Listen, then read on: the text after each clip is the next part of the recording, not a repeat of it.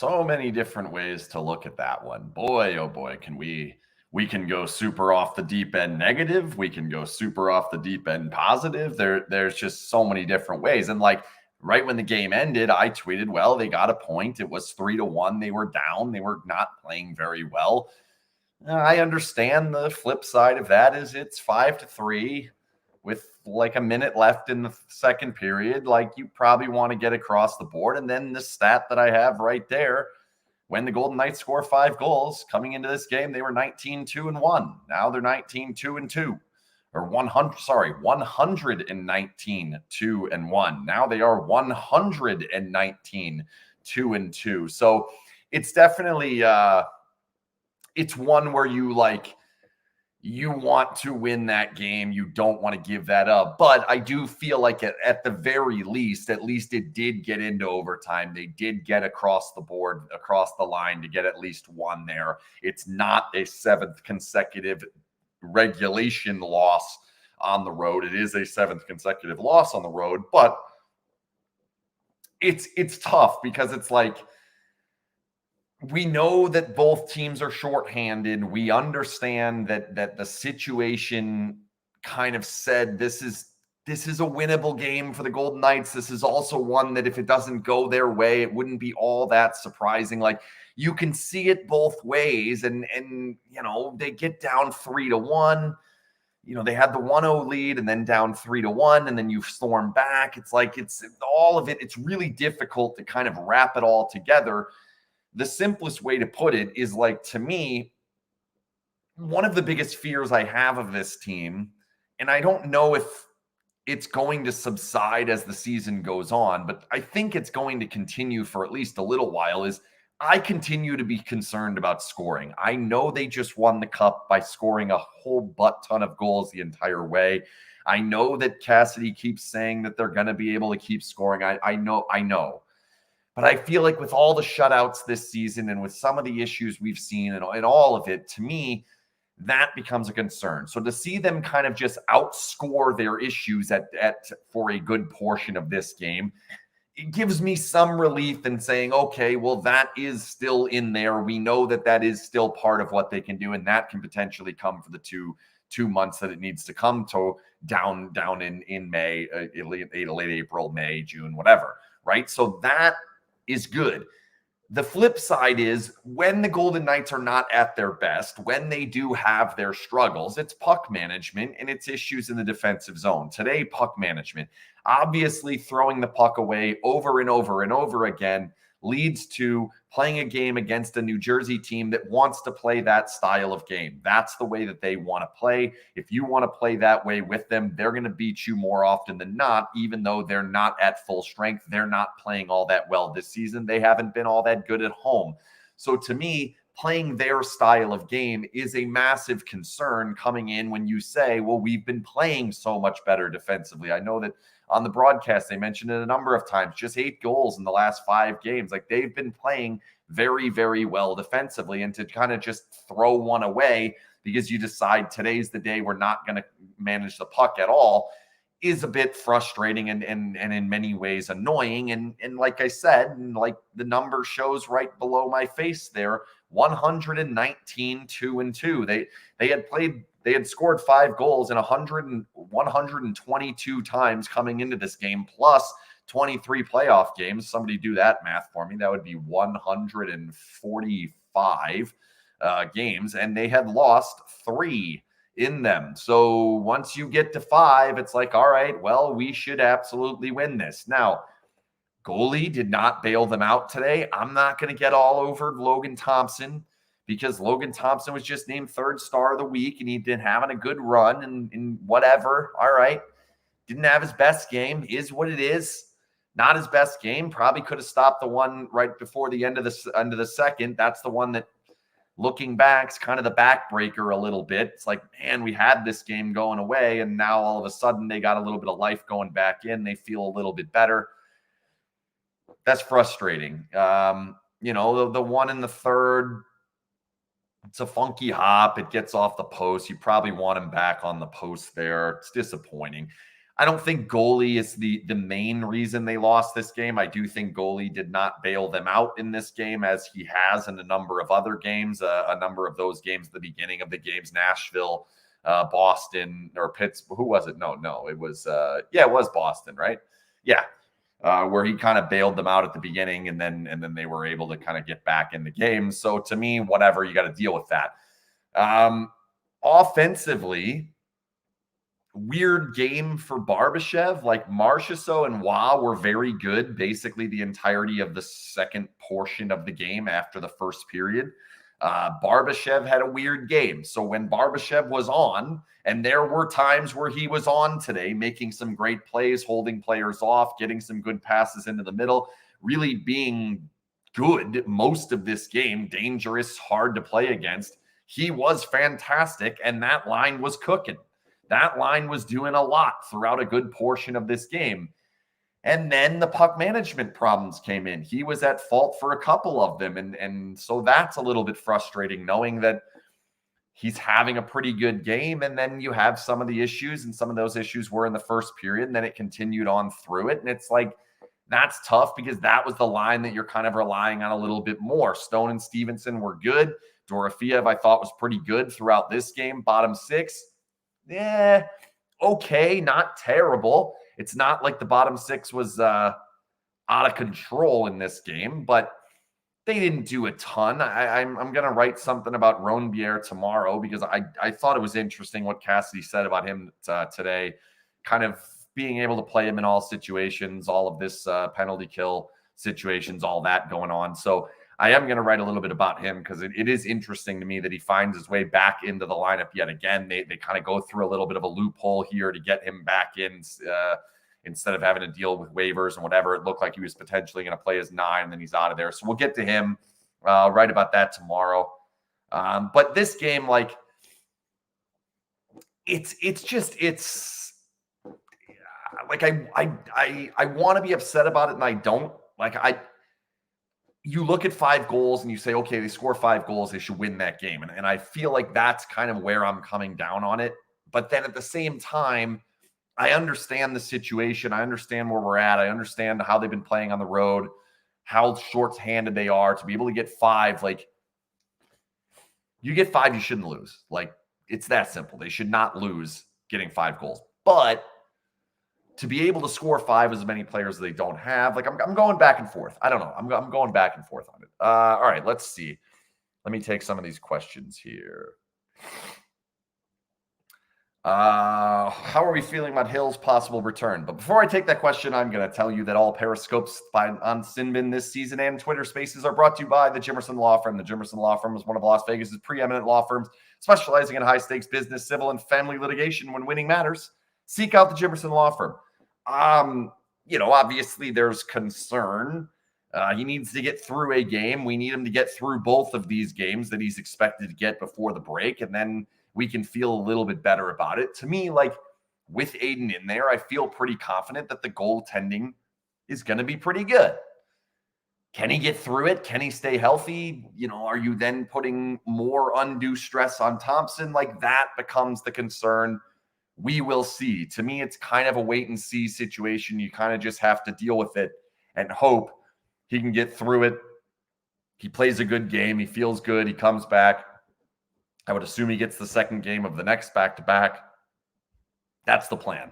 Hopefully, it all goes well. I do not believe this is a rush. I've seen a couple of people say that, and I think it's probably going to come up tomorrow. I don't think they're rushing Aiden Hill back at the moment. I think that this is a plan to say, all right, we're going to put Aiden Hill back in there. This is the time. They've been fairly patient. He's been in a number of practices.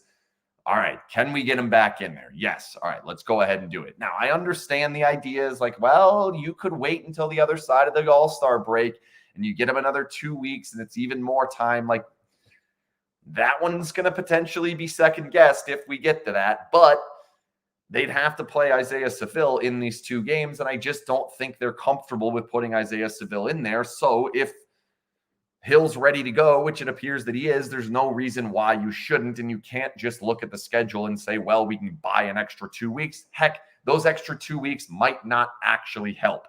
there's a possibility that the extra 2 weeks he might end up coming back and not be able to get the game action, whatever. Can't really play it that way. If he's ready to go, he goes. I think that's going to be the plan. So is Howden going to get suspended again? I don't think he will. It is not a great hit. It is. I don't understand what they were saying on the broadcast tonight. I just don't get it on that one. He elbowed the guy in the back of the head. Like, to me, that's a clear penalty. I don't think the intent necessarily was to bring the elbow up to his head. It wasn't like horrible head contact that it has to be the 5-minute major. So to me, like, the player wasn't that injured. He was injured for a moment, but not that injured. I don't think that has to be a suspension. I didn't think it had to be a major. I do think looking at like how we officiate these in this league, the Golden Knights probably should not have benefited from that, which they ended up benefiting from that play happening. But that's a whole different story. We'll take it today. We'll be mad about it the next time it happens the other way, whatever. We'll figure that out. So we'll go. Was the pain from, what is that? Was the pain from that practice just a shot, or was it tied to the injury? Yeah. So I've seen a couple of people talking about this. I kind of tried to dispel what exactly happened. Is that, like, in the practice, it was the shortened practice. So it was the off day before the game. It definitely appeared like he got hit in a spot that's not protected and it hurt. And it didn't seem like it was the similar situation of whatever else he was dealing with, which I'm assuming is some sort of hip or groin or something in that area, because that's typically what it is with goalies. That's kind of what it looked like at the time. Usually those are nagging injuries. That's kind of what I thought. This did not seem to be that. This was, geez, sorry. The rain got me today. Kicked up all sorts of crap and got my nose going. All right, so I don't think it's that. I'm not all that concerned about that. Like, I understand that the goalie's injured. He's coming back from the injury. Everybody's talking about that, being concerned about that. Yeah, all right. But I don't think it was that. I think he just got hit by a puck and he's fine. Let's see. Does Dorofeyev stay in the lineup over Howden when everyone's healthy? Well, first off, you got to get to everyone being healthy, and don't know when we're getting there. That could be a minute. I think they're going to be healthier coming out of the break, but they're not going to be fully healthy when they get back out of the break. And then from there, we'll see. I would lean probably towards Pavel. I do think how well he continues playing with Stone and Stevenson will matter. If he continues being real good with those two, you get a little bit more of a break and he can continue on in that. So that is certainly positive. But that's a tough one. That, like, they like Howden. They feel comfortable with Howden. I do think there are just some deficiencies in what Pavel does, but he's scoring. He gets to the front of the goal. He's doing some of those things. I would not feel uncomfortable at all with Pavel being ahead of Howden. As far as Brisson, and I've seen a couple things on that, so couldn't watch the game. This guy, how did Brisson play? So to me, like, I still am not sure he's quite at the level to play every single day in the NHL. Like, I think it's good that he's getting these opportunities. He's getting a chance. He's getting a look here. I'm not so sure that I would feel comfortable with him in there in a playoff game at the moment. I think you're kind of just getting the shot and really not a ton else. And I'm hoping that as we go on, he can kind of get a feel for these games, go back, get a little bit better in the AHL, and come back maybe down the road. Hopefully that is and can be the case. I don't think he's been a very impactful player outside of the one shot. Now, the one shot won them a game, so don't take that away. That is important. Not everyone has that release, has that ability. I'm not trying to take that away. But to me, if you're looking at the different players coming back into the lineup, like, yeah, maybe he can stay in the lineup over Fraze. I don't think he stays in the lineup over Roenbier. I don't think he stays in the lineup over Howden or Cotter or Dorofeyev or any of them. I think this is good that he's going to get an opportunity, see what the game's like, see what the speed is like, see what he can work on here, and then hopefully get better. And then once we get him to that point where he's at a better spot off the puck and without the, like, both offensively and defensively, then maybe we can use that weapon a little bit more.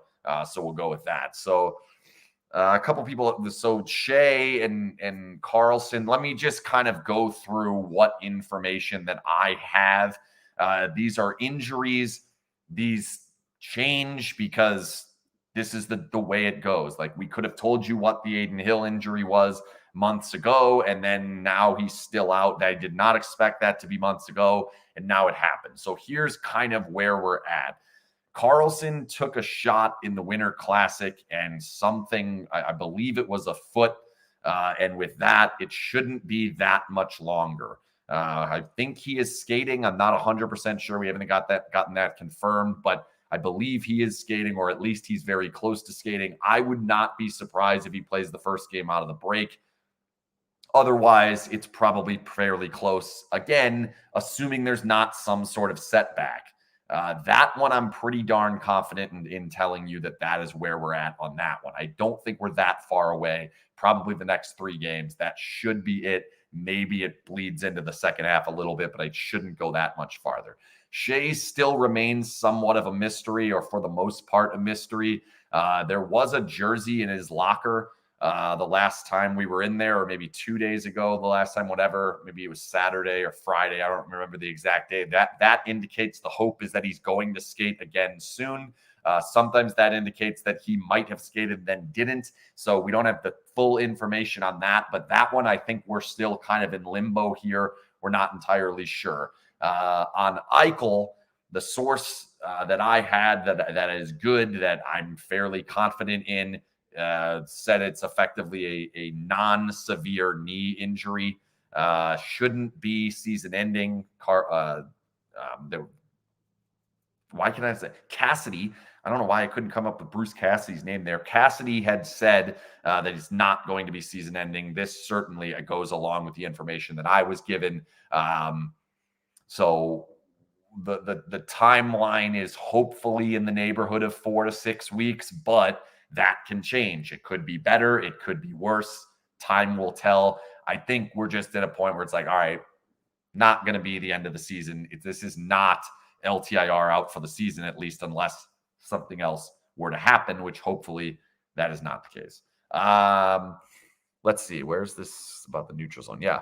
Can we talk about the struggles in the neutral zone today? It was a crazy game to attend, but hard to watch. Yeah. So it's weird because usually the Golden Knights are pretty darn good in situations where they're, if the game's moving fast, that's not necessarily a bad thing for the Golden Knights, as long as they're getting out of their own zone consistently, which they were for the most part today. So for this to be a game where all of a sudden the puck management issues are happening at the offensive blue line and then in the neutral zone, it has been abnormal for the most part for this team, at least over the course of the last season and a half now with Cassidy. It was kind of common at times during the DeBoer era. So that part of it, we have to say, all right, well, hopefully we're not falling back into that. A lot of different players on the roster now compared to when we were there. Certainly the younger players and the different players in.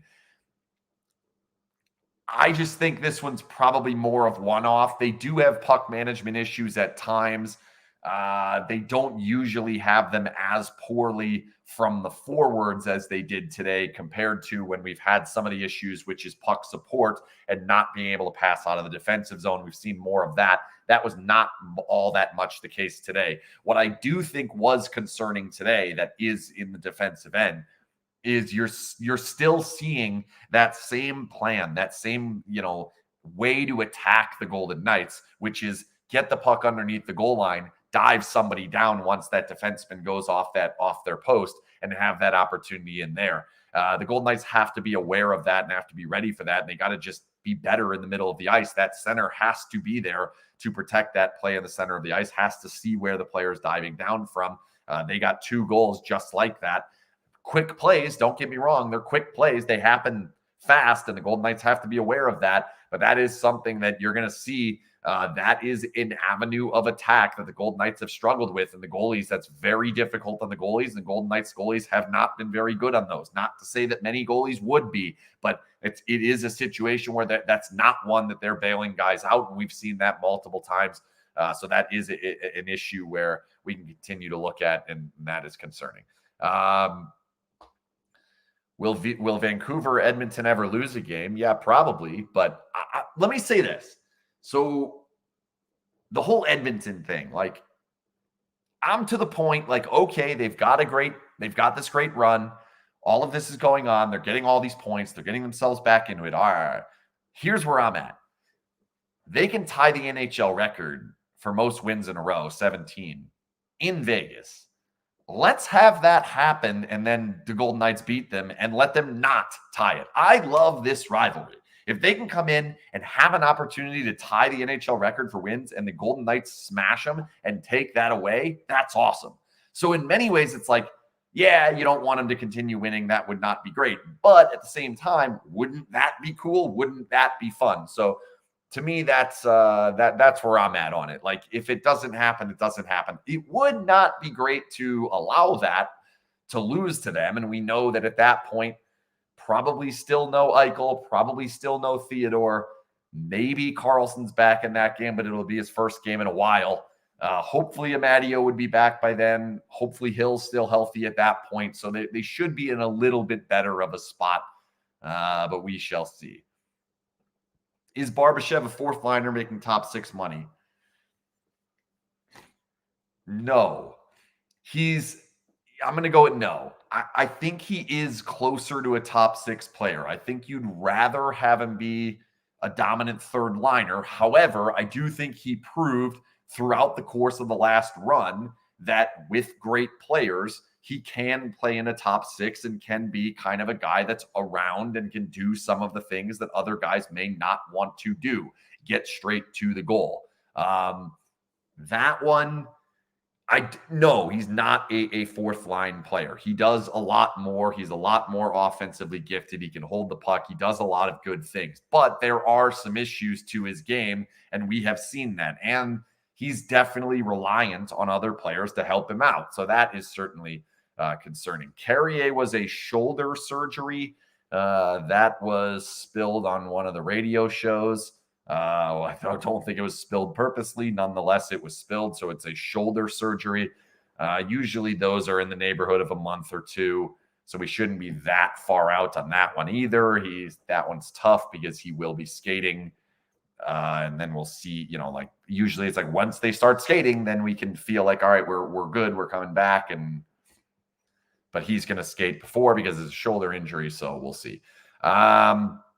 Thanks again to the Jimmerson Law Firm for sponsoring every single SinBin Periscope. We're doing a podcast tomorrow after the game, which should give us a couple of days for you guys to listen to that one in between the games.